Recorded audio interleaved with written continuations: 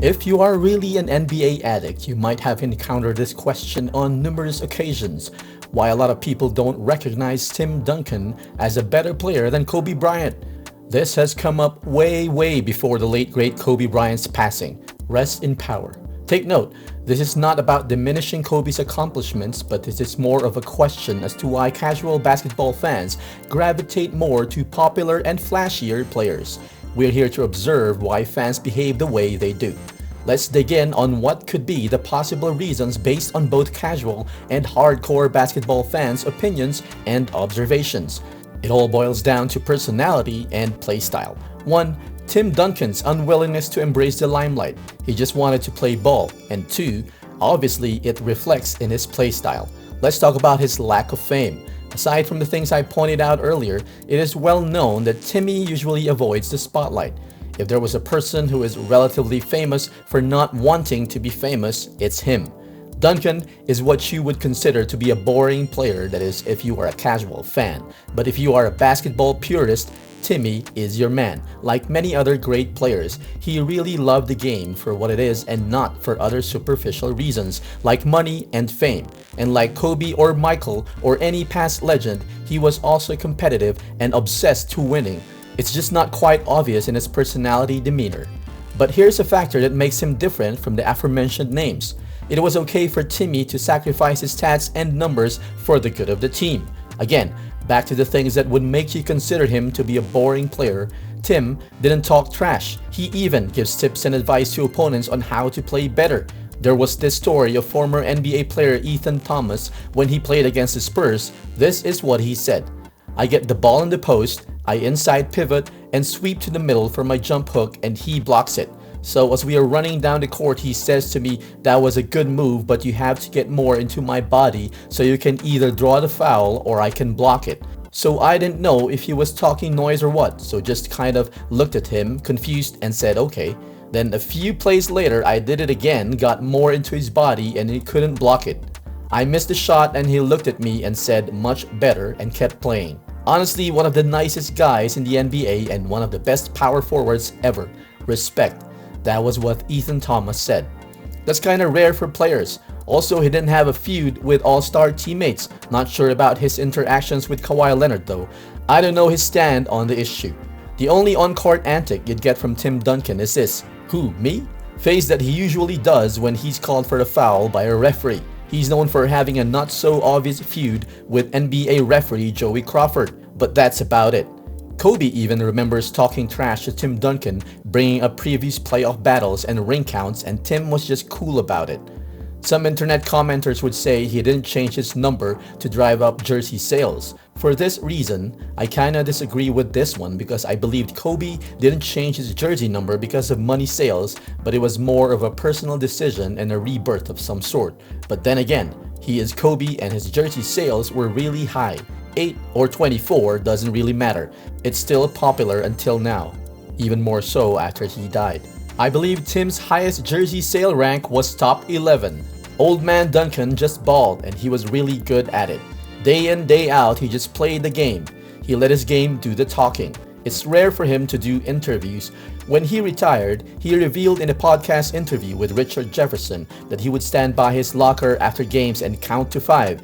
If none of the journalists asked him a question, he left. He wasn't heavily into being included in media interviews. If he does answer questions, he's usually just his normal quote-unquote boring self.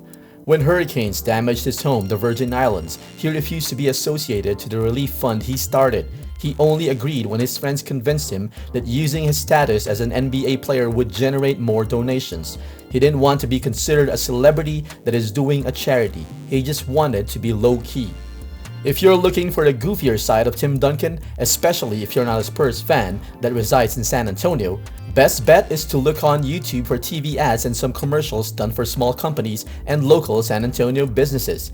Here you can see Tim Duncan with his style of non-acting. He actually knows that he's known for being boring. Like this Foot Locker spot with Derrick Rose.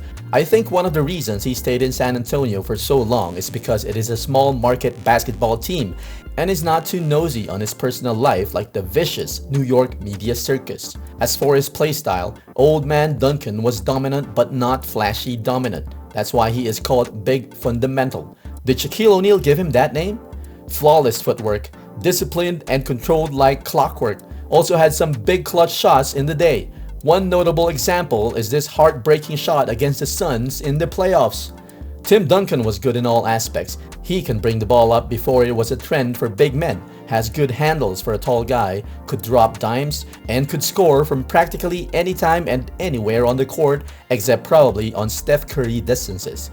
Wide arsenal of post fakes and post moves. Also like Kobe, Timmy's work ethic is unparalleled and admirable.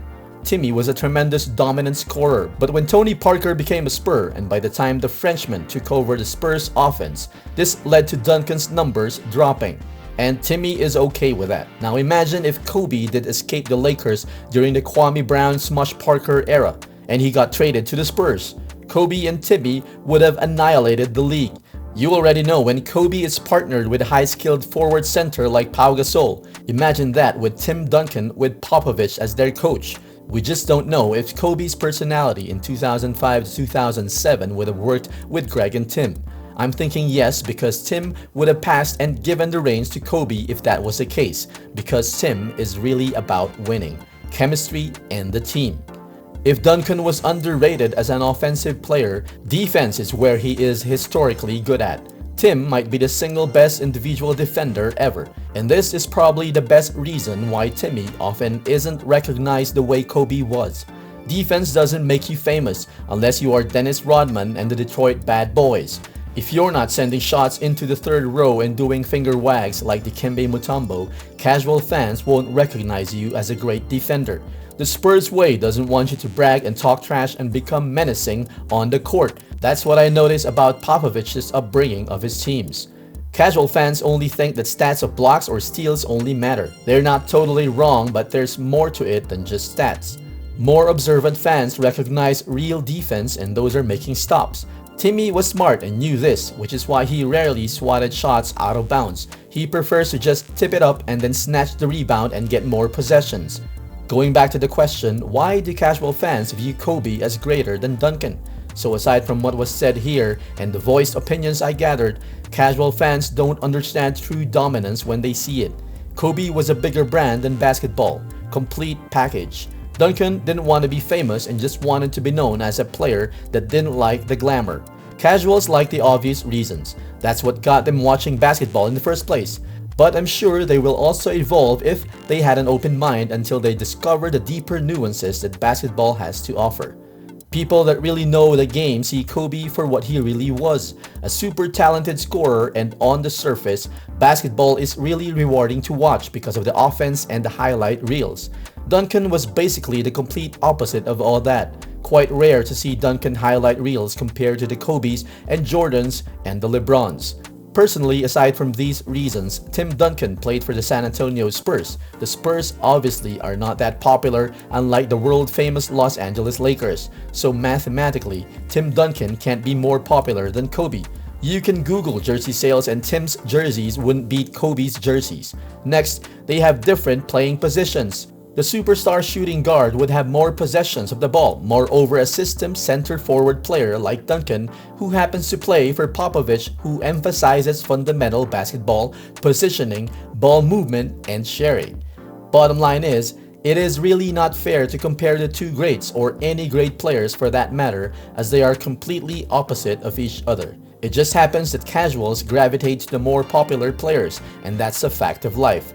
What I do know is they both have the same number of championships and they did win their championships doing their own styles. They did it their own way. It is what it is.